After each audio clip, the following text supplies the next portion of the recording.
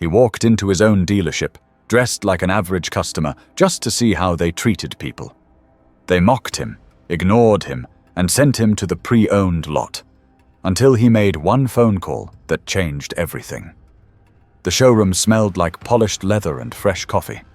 Soft jazz played through discreet ceiling speakers, blending with the quiet hum of whispered conversations and the faint clicking of expensive shoes on marble floors. Jonathan Rees stood near a sleek silver coupe, running a hand over its aerodynamic curves. He wasn't in a rush. He had time. But the employees didn't seem to think he was worth any. A young salesman in a fitted navy suit glanced in his direction, eyes flicking over Jonathan's simple polo and jeans. His expression barely concealed his disinterest. With a slight shake of his head, he turned away, walking toward a couple stepping out of a luxury SUV. Jonathan exhaled through his nose, amused. He had seen this type of behavior before, but amusement faded when he realized not a single employee had acknowledged him. He leaned against the car, watching as a man in a tailored suit strode in, adjusting the gold cufflinks on his crisp white shirt. Immediately, the sales team reacted. "Welcome, sir. What brings you in today? We've got an excellent selection in the VIP showroom. Would you like a glass of champagne while we prepare a test drive?" The man chuckled, nodding along as the employees scrambled over each other to assist him. Jonathan folded his arms. It wasn't the service that bothered him. It was the contrast. 30 minutes. That's how long he had been standing there, watching, waiting. Finally, he decided to test something. He took a step toward the reception desk, offering a polite smile. "Excuse me." The receptionist, a woman in her late 20s with perfectly straightened hair and an air of detached professionalism, barely glanced at him. "Sales reps are busy," she said flatly. "You can wait outside if you're just looking." Jonathan tilted his head. "Outside?" She tapped at her keyboard, uninterested. "Yes, sir. We try to keep the showroom clear for serious buyers. We can schedule an appointment if you're actually interested in purchasing." The words weren't just dismissive. They were a judgment. Jonathan's grip tightened around the edge of the desk. His patience was long, but this was getting ridiculous. Before he could respond, another salesman, an older man with salt and pepper hair and a name tag that read Ron, stepped up. He didn't smile, didn't offer a greeting. "Sir, this dealership caters to a certain clientele." His eyes traveled down to Jonathan's scuffed sneakers before meeting his gaze again. "Are you sure you're in the right place?" Jonathan held his stare. "Are you?" A flicker of irritation crossed Ron's face before he forced a tight-lipped smile. "Perhaps you'd be more comfortable at our pre-owned lot? We have excellent financing options if that's a concern." Jonathan let the insult settle between them. He could feel the attention of other employees now, not because they wanted to help him, but because they wanted him gone. This was no misunderstanding. This was deliberate.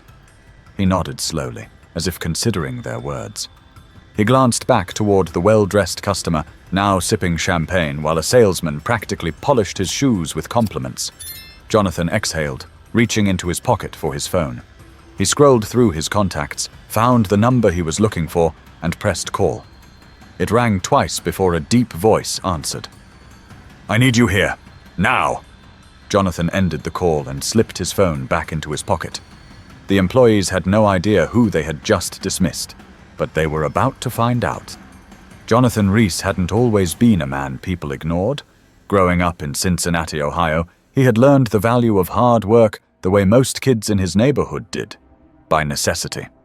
His mother worked double shifts as a nurse. His father ran a small auto repair shop that barely stayed afloat.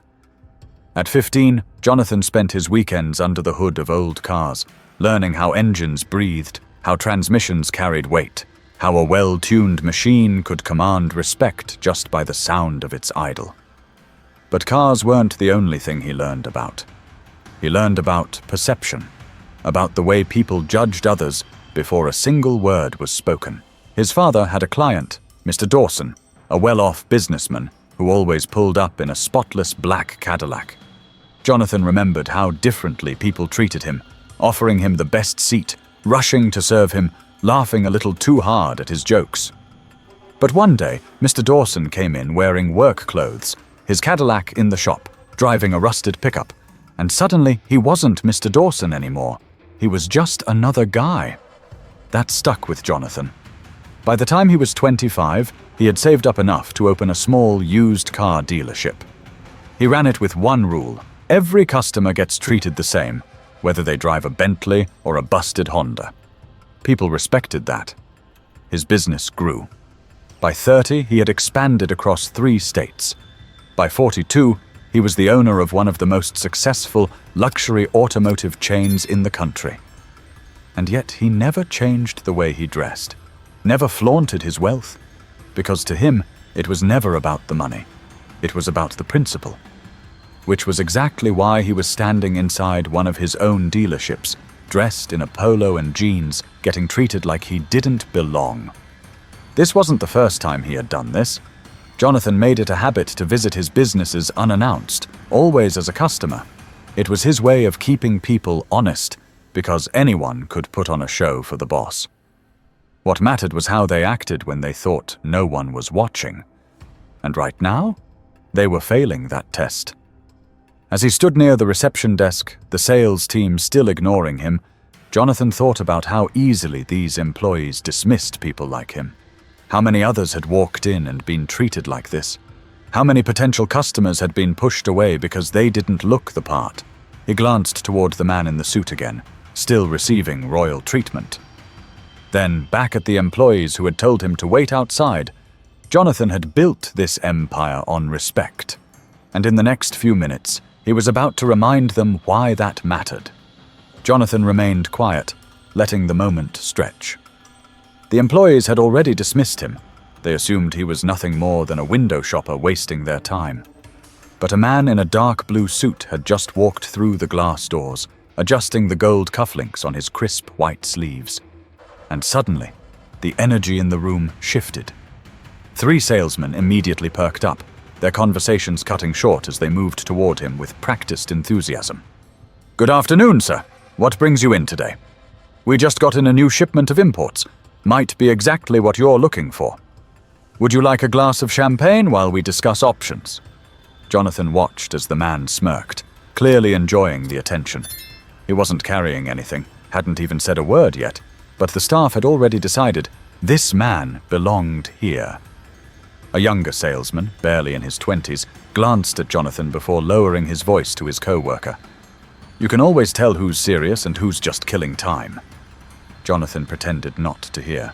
He took a slow step toward one of the sports cars on display.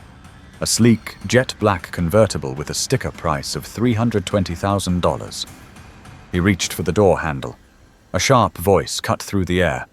"Sir, I'm going to have to ask you not to touch that." Jonathan turned.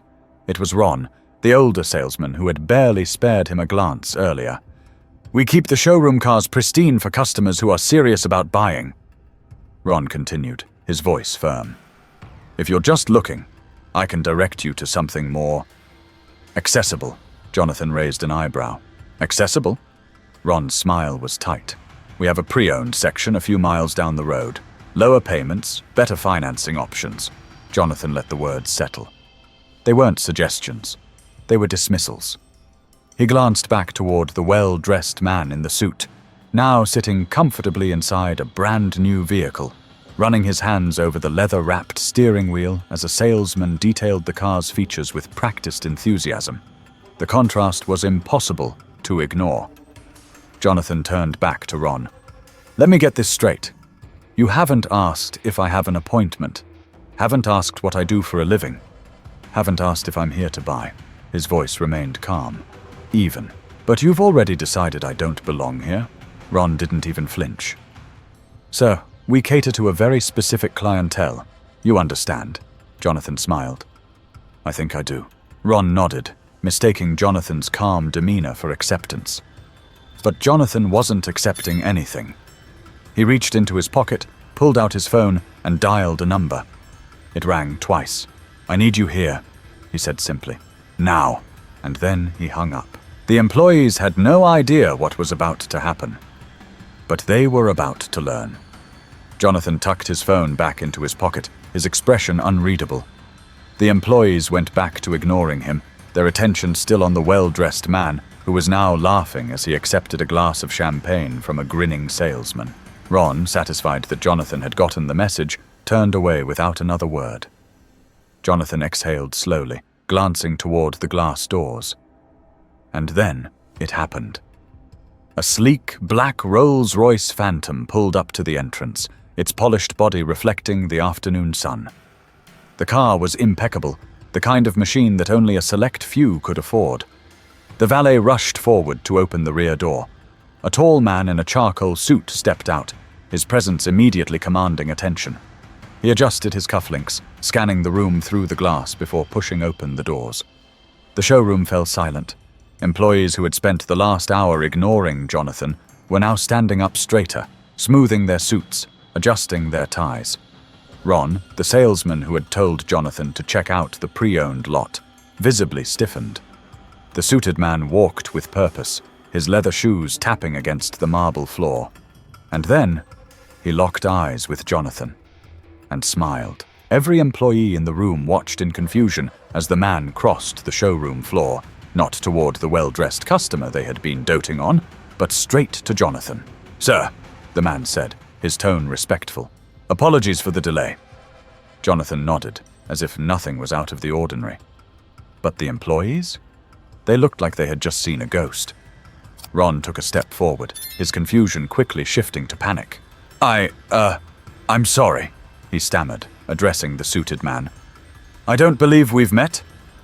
The man turned toward Ron, his face unreadable. "I'm David Langford, regional manager." His voice was calm but carried weight. "And I believe you're the one I'm here to see." The air in the showroom shifted. Ron's face went pale. The other employees were now frozen in place, their eyes darting between Jonathan and David, trying to piece together what was happening. Jonathan let the silence stretch before finally speaking. "So tell me," he said, his voice cool, deliberate. "This is how we treat people here." The weight of those words hit like a hammer. The sales staff stumbled over themselves, trying to explain. "Sir, we didn't realize. This is all a misunderstanding." But there was no misunderstanding. The damage was already done. And now, it was time for consequences. The air inside the showroom shifted from polished confidence to pure anxiety. Ron swallowed hard, his hands twitching at his sides as he tried to process what was happening. David Langford, regional manager. And he had just walked in and greeted Jonathan like an old friend. The other employees stayed frozen, their smiles long gone, their backs suddenly straighter. Even the receptionist, who had barely looked up when Jonathan first spoke, was now staring at him like he had just transformed into someone else entirely. Jonathan didn't say anything right away. He let the moment stretch, his gaze drifting over each of them, calm, composed, unreadable. Then, in a voice that was dangerously even, he asked one simple question. This is how we treat people here." Ron's mouth opened, but no words came out.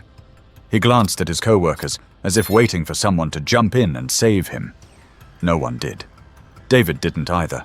He just folded his hands in front of him, watching the sales team like a school principal waiting for an explanation. Ron tried, forcing a nervous laugh. "Sir, I think there's been a misunderstanding." Jonathan raised an eyebrow. "Oh? A misunderstanding?" Ron nodded quickly, grasping at anything that might help him escape the situation. "Absolutely. You see, we deal with a very particular clientele here. We try to ensure the best experience for—" Jonathan cut him off with a quiet chuckle. "A particular clientele." Ron hesitated, realizing too late that he had just dug himself deeper. The showroom felt smaller now.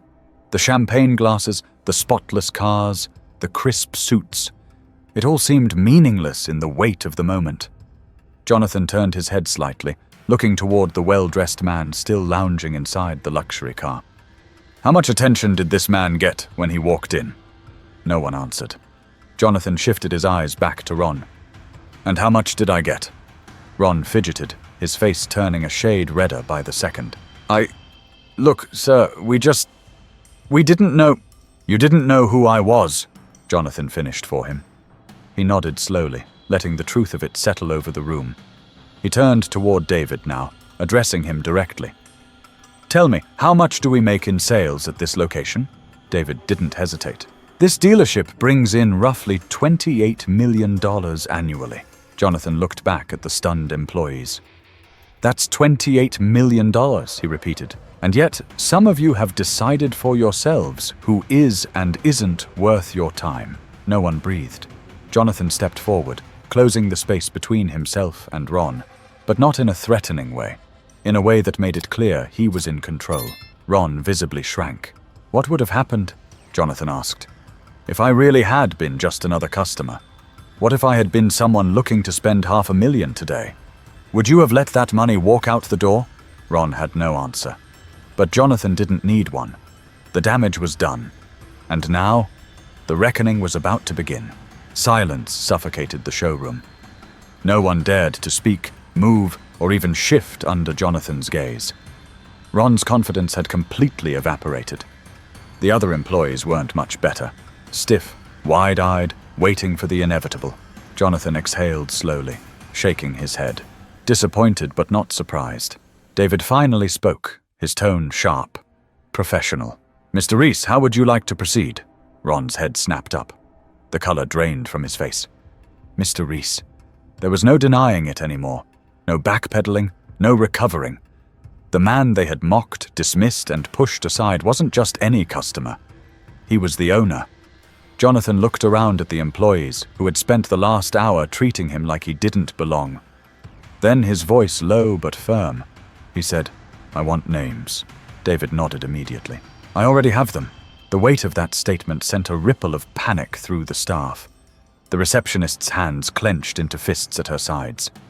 The younger salesman, who had whispered about who's serious and who's just killing time, looked ready to pass out. And Ron? He was shaking his head, still trying to salvage the moment. "Sir, please," he started, stepping forward. We made a mistake. We were just trying to keep things running smoothly." Jonathan lifted a hand and Ron stopped talking immediately. "I've been in this business for almost 20 years. Jonathan said, his voice calm but carrying undeniable authority. "And in that time, I've learned something very simple. Respect doesn't cost a damn thing." The words landed like a punch. Jonathan continued, his tone never rising, but carrying more weight than if he had yelled. "You all looked at me and made a decision," he said. "You assumed I wasn't worth your time. You assumed I couldn't afford to be here. And you treated me like I was beneath you." He let the words sink in before adding, "And if you did that to me, I can only imagine how many actual customers you've done it to." No one had an argument. No one had a defense. Because Jonathan was right. David turned to the staff, his face blank, his voice void of sympathy. "Effective immediately," he said. "Everyone involved in today's incident is terminated." The words hit like a hammer. Ron's mouth dropped open. Wait, you can't.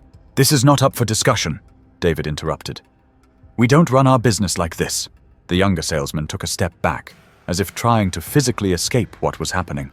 The receptionist looked like she was holding back tears. Ron tried again, desperation seeping into his voice. "Please, this was just a misunderstanding. We didn't mean—" "You didn't mean what?" Jonathan asked, his expression unreadable. "Didn't mean to get caught." Ron had no response. Jonathan sighed, running a hand over his jaw. He had seen enough. He turned to David. "Make sure the rest of the team gets a company-wide memo." David nodded. "Absolutely." Jonathan glanced around one last time. A final look at the people who had judged him so quickly. And then, in a tone so quiet, it cut deeper than any raised voice, he left them with one final statement. "This isn't about the money. It never was." He let that settle, then added, "It's about respect." And with that, he turned and walked toward the exit. Behind him, the weight of their failure settled in. And for those left standing, a lesson had been learned the hard way. Jonathan stepped outside, the warm afternoon air washing over him as he adjusted the cuff of his sleeve. The weight of what had just transpired inside the showroom didn't linger on him. It wasn't his burden to carry. Behind him, through the glass doors, he could see the aftermath unfolding. Ron stood paralyzed, his mouth still slightly open, as if his brain refused to accept reality. The younger salesman had slumped against the counter, silent and stunned. The receptionist had turned away, covering her face with one trembling hand. And David? He was already making calls, ensuring that Jonathan's orders were carried out immediately. A valet rushed forward, startled when he recognized Jonathan. "Sir, can I get your car for you?" Jonathan turned, glancing at him. Unlike the others, this young man hadn't looked down on him. He had done his job. No arrogance, no bias. Jonathan reached into his pocket, pulling out a $100 bill. "You handled yourself well today." The valet hesitated, his eyes darting toward the dealership. Thank you, sir. I just treat everyone the same." Jonathan smiled faintly. "That's exactly why you'll go far." The valet nodded quickly, stepping back as a black Mercedes Maybach S680 pulled up to the curb. The driver, a man in his 50s wearing a sharp navy suit, stepped out and opened the door. "Mr. Reese," he said with a small nod. Jonathan slid into the back seat, the soft leather molding around him. As the door closed, he looked back one last time at the dealership, at the faces that had judged him, the panic now setting in. Some lessons were learned the easy way. Others? They came at a cost. The Maybach pulled away, blending into the smooth flow of traffic. Inside the car, Jonathan leaned back, exhaling through his nose. This wasn't about revenge. It never had been. It was about setting a standard. Because if people only respect wealth when they can see it, then they don't respect people at all. And in his business? That kind of mindset had no place. Respect isn't something you reserve for the people you think are important. It's something you give to everyone. Because in the end, you never know who you're really talking to. If you believe in treating people with fairness, regardless of their background, drop a comment below. Have you ever experienced something like this? Share your story. Let's keep this conversation going. And if you want more stories like this, hit that subscribe button. Because the best lessons? They come from real moments like these.